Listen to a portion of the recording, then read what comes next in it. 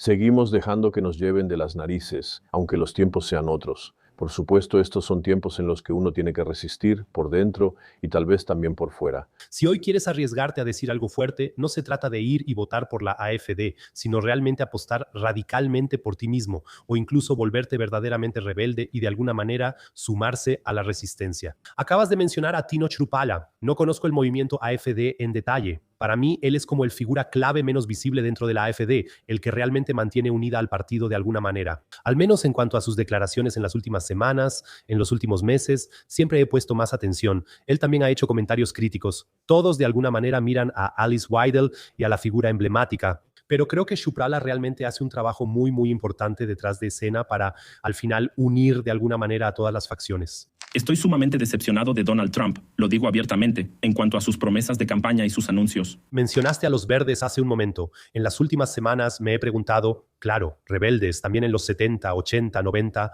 Si te fijas en los archivos de Epstein, sale a la luz un patrón muy claro. El poder y el dinero corrompen, y al final es completamente irrelevante a qué partido pertenezcas. Porque eso también se ha visto una y otra vez, que aquí se reúnen personas, científicos, políticos que no podrían ser más diferentes. ¿Por qué cree usted que la AfD tampoco se dejará corromper por el poder? Bueno, eso siempre es un peligro absoluto, así que quiero retomar tus comentarios una vez más.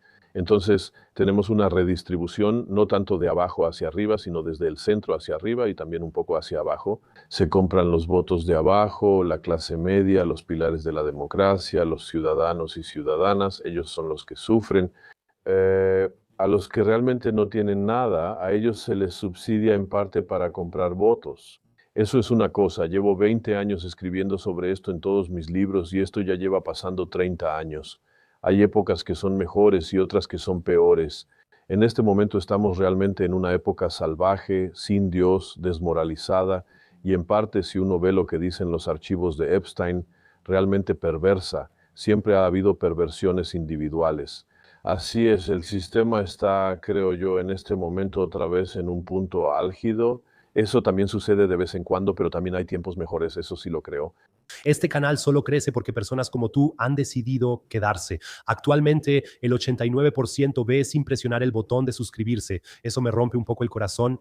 Si hoy te llevas aunque sea una sola cosa que te haga un 1% mejor, ayúdame a cambiar ese número. Suscribirte es el trato más justo en Internet, es gratis. Tú te vuelves más inteligente, yo me mantengo motivado y ahora vamos a la verdadera razón por la que realmente estás aquí. Y por supuesto, toda organización, podemos empezar con la Iglesia Católica, que en realidad tampoco fue fundada por este mundo, sino para perseguir fines más elevados. Toda organización siempre corre el riesgo de corromperse.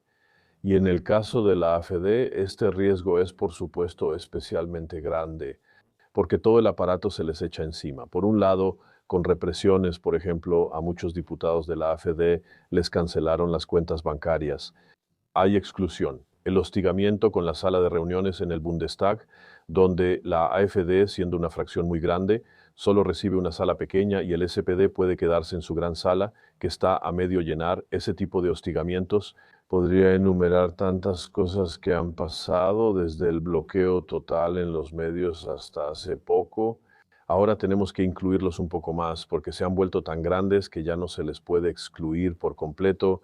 Pero entonces siempre son 3, 4 o 5 contra uno, a veces con preguntas realmente absurdas. Todo eso es la parte represiva y ahí es donde las personas de carácter más débil a veces caen. Y lo otro, por supuesto, es la parte de la cooptación, que también se intenta atraer a diputados y miembros de la AfD a su propio bando. Así fue, por ejemplo, con el infiltrado Rüdiger Lukassen, que antes fue coronel y también presidente estatal de NRW, fue el único invitado a la conferencia de seguridad de Múnich, porque por supuesto es muy pro-OTAN y pro-guerra, y así por supuesto intentan alinear a este partido también. Y el peligro está ahí. Y solo puedo esperar que el liderazgo de Tino Chrupala y Alice Weidel logre mantener unido al grupo. Podría señalar más elementos destructivos en el partido, pero no quiero hacerlo aquí, siempre existen. Debe tratarse de los intereses alemanes y desde mi punto de vista son principalmente tres. Primero es la paz y el equilibrio en el mundo. Segundo, es un Estado social basado en el merit o una economía social de mercado, como queramos llamarlo. Teníamos eso en Alemania, pero prácticamente lo hemos abandonado. Y en tercer lugar está la libertad de expresión y los derechos civiles. Y si la AfD toma estos tres temas y se mantiene firme en ellos, entonces al menos hay una buena posibilidad de que logren algo. Y solo por el hecho de que ahora Alice Weidel y Tino Chrupala, al inicio de la guerra con Irán, dijeron, esta guerra nos preocupa y las consecuencias para Europa nos preocupan, y que no se unieron de inmediato al clamor de guerra, eso llevó a una enorme crítica mediática. Pero solo el hecho de que esta declaración estuviera sobre la mesa, por supuesto, cambia el ambiente. Bueno, soy una persona que piensa políticamente en el sentido de que digo que uno tiene que trabajar con el sistema que tiene, por malo que sea. No lo veo como Ernst Wolf, quien dijo, solo podemos hacerlo desde abajo, a través de una reorganización total. Eso lo considero una utopía socialista. Existen estructuras de poder, existen partidos, existen actores, tenemos que trabajar con lo que hay. Pero claro, en este momento es un sistema profundamente corrupto, eso también está claro. La verdad, no entiendo toda la histeria alrededor de la AfD. Si pasáramos de un movimiento de centro izquierda a uno de centro derecha y realmente se implementara una Alemania primero, no solo como propaganda, sino en la práctica, entonces probablemente votaría por la AfD durante los próximos 50 años. Simplemente si me guío un poco por Donald Trump, que también decía America First y MAGA y vamos a hacer grande a Estados Unidos, y luego de alguna manera hizo exactamente lo contrario y al final se metió en muchísimas guerras. A veces me da un poco de desconfianza si la AfD no terminará haciendo lo mismo. Por supuesto, siempre hay que mantener el escepticismo, eso es así. Eso es lo difícil de la política y también es lo difícil de seguir un camino moralmente correcto. Siempre hay desafíos, a veces vienen de lugares que uno ni siquiera puede imaginar. Donald Trump también me decepcionó mucho, me decepcionó gravemente, aunque todavía me alegro de que haya llegado al cargo. Creo que bajo Kamala Harris la guerra habría comenzado mucho antes, así que en ese sentido fue bueno que él fuera elegido. Y durante más de 8 años, en realidad incluso antes de postularse como candidato presidencial, él ya había dicho, fin de las guerras interminables. El ejército debe ser una máquina de combate, no una fuerza policial, sobre todo salir de las guerras en Medio Oriente. Todo eso lo dijo y también lo mantuvo de manera consistente hasta, digamos, la primavera pasada. Tucker Carlson, quien también es un periodista muy valiente e independiente, dijo que estuvo 3 veces con Trump y que Trump evidentemente no quiere llevar a cabo esta guerra. Pero también Trump tiene debilidades humanas evidentes, eso siempre me quedó claro. Es un hombre de marketing, no es un estratega. Pensé que tenía algunas convicciones básicas, tal vez todavía las tenga y ahora tenga que actuar en contra de ellas, no lo sé. No es un genio de los negocios, siempre fue un vendedor de bienes raíces, fue un negociador, fue una estrella de reality TV, tenía una resiliencia increíble, sobrehumano, por lo cual también lo admiraba. Estuve en ambas tomas de posesión en Washington y ahora ha dado un giro de 180 grados y está tratando de vender eso. Sí, primero los archivos de Epstein, y cuando le preguntaron cómo era posible que un Tomahawk estadounidense incendiara esa escuela con 165 niñas. Por cierto, el analista militar Scott Ritter acaba de mencionar hechos impactantes. Fueron 4 misiles de crucero que volaron ahí, 3 impactaron, 2 no causaron daño, porque ese cuartel de la Guardia Revolucionaria ya estaba vacío desde hace tiempo. Uno de ellos impactó en la escuela y luego otro misil de crucero estuvo rondando por ahí y esperó hasta que llegaron los padres para rescatar a las niñas que quedaban y luego apretaron el botón para usar el combustible restante de ese misil de crucero que en realidad estaba destinado a objetivos militares. Como bomba incendiaria, como bomba termobárica, básicamente convirtieron ese cuarto misil de crucero en una bomba termobárica. De modo que también esas personas en la segunda ola fueron quemadas. O sea, hay que imaginarse eso. Eso recuerda un poco a la carretera de la muerte, donde soldados estadounidenses en la Segunda Guerra de Irak después hicieron que las columnas de vehículos iraquíes que huían fueran arrasadas. Miles, si no es que decenas de miles o cientos de miles, no se sabe con exactitud. Entonces, eso recuerda un poco, y lo digo aquí claramente, a los crímenes de guerra del bombardeo de Dresde que Churchill ordenó expresamente, aunque se sabía que ahí había sobre todo refugiados, que no era una ciudad militar, se quería matar a mucha gente. Entonces, la moral siempre es una tarea constante. Pues es algo complicado. También circula en las redes sociales la teoría de que Donald Trump está corrompido, o sea, también en los archivos de Epstein. Hoy los documentos están censurados, pero mañana probablemente ya habrá nombres concretos. Es un poco como una tarjeta amarilla, o sea, sigue el juego, pero no te rebeles. ¿Qué tan plausible le parece este escenario? Especialmente ahora en relación con Irán, Donald Trump, Epstein. ¿Cree usted que hay alguna conexión?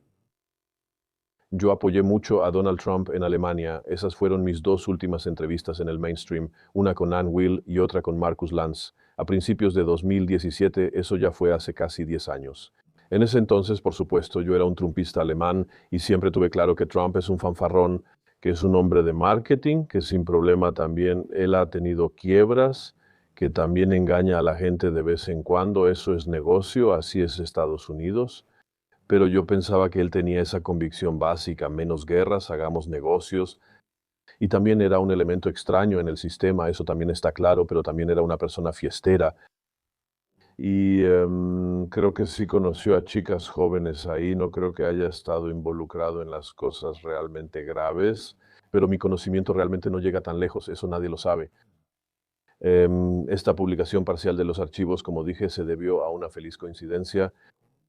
Y ahora el Ministerio de Justicia está reteniendo los archivos. O sea, en los 2 años alrededor del 11 de septiembre no hay archivos en absoluto. De los 6 millones, 3 millones han sido publicados y están censurados. Sobre el 11 de septiembre casi no se ha publicado nada. Así que también ahí parece que personas con información privilegiada se beneficiaron de estos atentados. Y lo otro es que Trump mismo, por supuesto, puede decir: está bien, si hablas, entonces como superior de la ministra de Justicia, publico selectivamente tu nombre y entonces estás fuera. Entonces los archivos también son un instrumento de poder para Trump, pero él mismo, por supuesto, probablemente también se vuelve susceptible de chantaje por estos archivos. En las últimas semanas me he preguntado, ¿son estos actores increíblemente ingenuos para caer en una trampa así o simplemente se sentían como dioses y completamente seguros?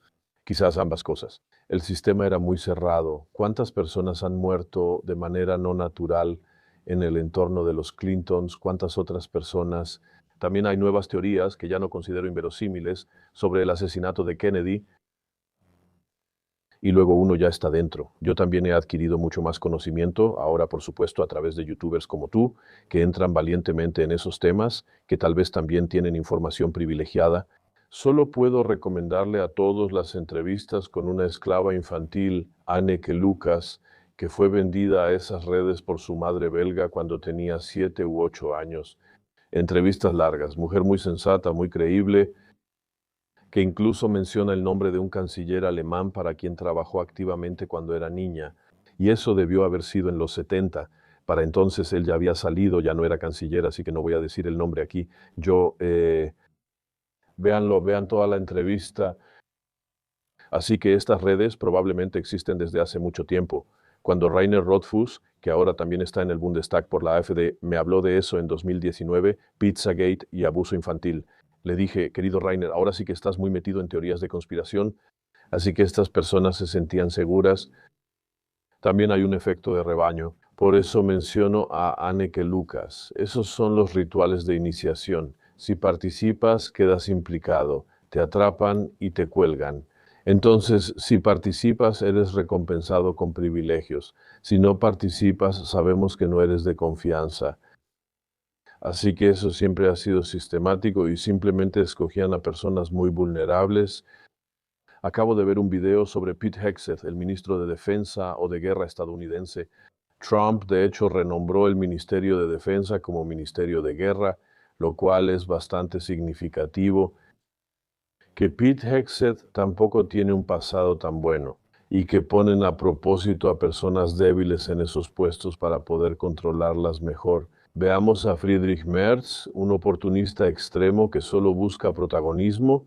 Trump fue mucho más fuerte durante mucho tiempo. Trump, de hecho, también fue una anomalía en el sistema. De lo contrario, los demócratas, el Estado profundo y todo el aparato no lo habrían combatido tan intensamente y los medios no lo habrían atacado tan fuertemente. Tiene sus debilidades de carácter, pero causó inquietud. Sin embargo, ahora ya está alineado.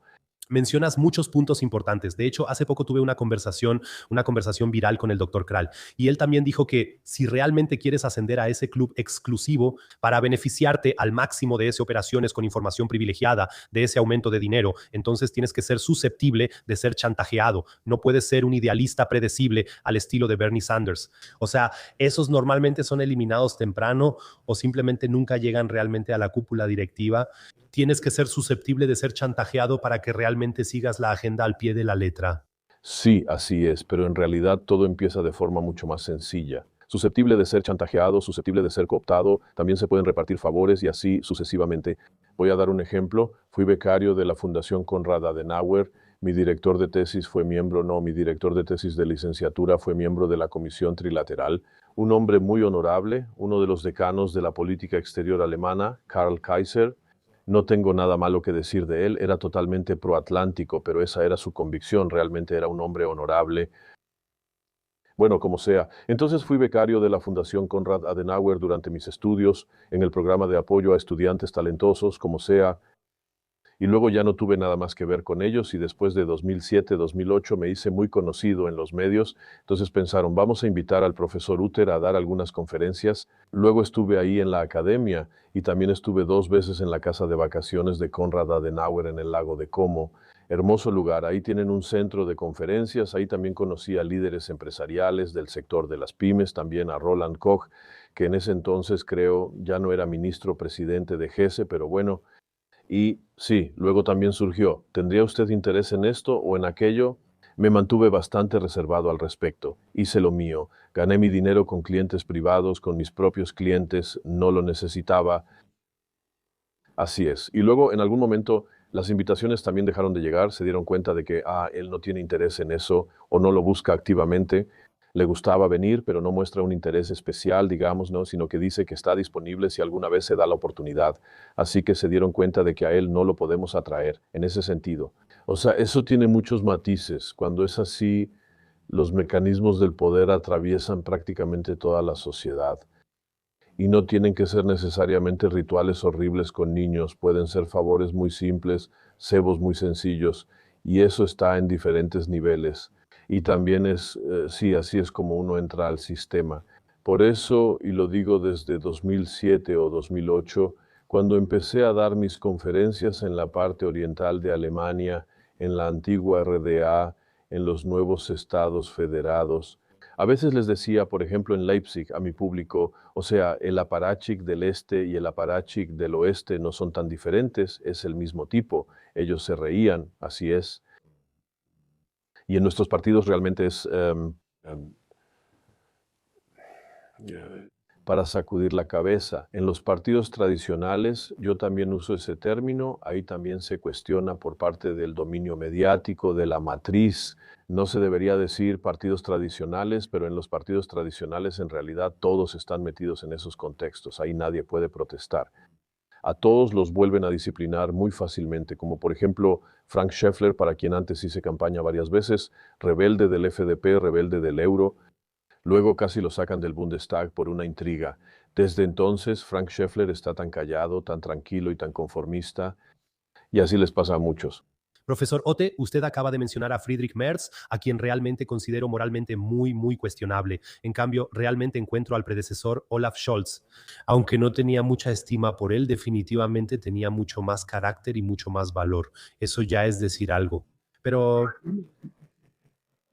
siempre que el Estado quiere intervenir y dice que quiere proteger a alguien, ahí es cuando yo siempre me pongo muy, muy alerta. Ahora me refiero a la declaración de Friedrich Merz y todo ese tema de los nombres reales que él exige en Internet y de alguna manera recibió aplausos de todos lados. ¿Cuál fue su primer impulso cuando escuchó sobre la prohibición de las redes sociales para los adolescentes? Bueno, encaja, simplemente estamos en una carrera hacia un estado de control total, o bien el sistema se desmorona y el sistema siempre va un paso más allá. Y quiero decir, hace 2 años la Unión Europea intentó sancionar a Elon Musk Musk les respondió con una bonita carta diciendo, pueden irse al diablo. O sea, siempre hay movimientos de resistencia, pero claro que estamos completamente en un estado de control totalitario. Quiero decir, para mí eso no es nada nuevo y en realidad no debería ser nada nuevo para nadie. En 2018 hice mi primera fiesta de Ambach por la libertad de expresión, porque ya en ese entonces dije que tenemos condiciones similares a la RDA 2.0. La Ley Netzwerkdurchsetzungsgesetz de Heiko Maas llegó en 2017. Entonces, eso no es nada nuevo y todavía intentan ir más allá, siguen intentando censurar cada vez más.